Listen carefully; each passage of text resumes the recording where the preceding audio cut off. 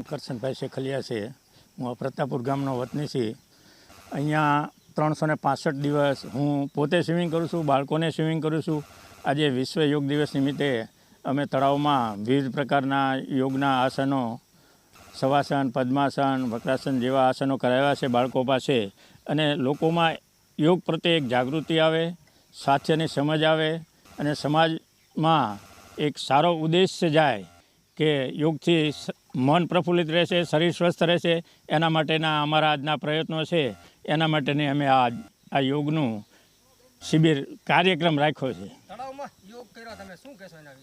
તળાવમાં યોગથી શરીરને ફાયદો થાય છે, લોકોમાં જાગૃતિ આવે છે, સ્વિમિંગ પ્રત્યે પણ સમાજના લોકોને આકર્ષણ થાય છે।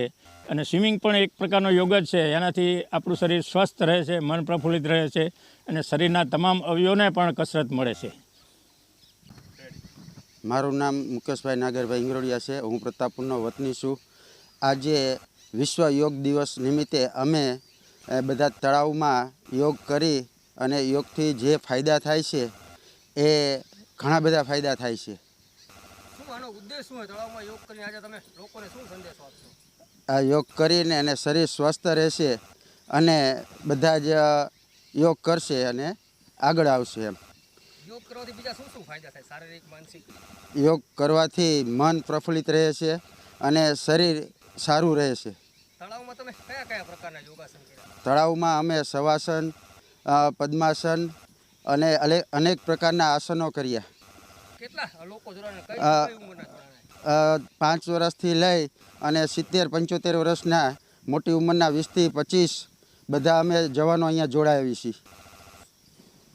મારું નામ અશ્વિનભાઈ ભરતભાઈ, હું ગામ પ્રતાપપુરનો વતની છું। આજે અમારે યોગ દિવસ નિમિત્તે આજે અમારા તળાવની અંદર યોગ અને સ્વિમિંગનું આયોજન કર્યું હતું।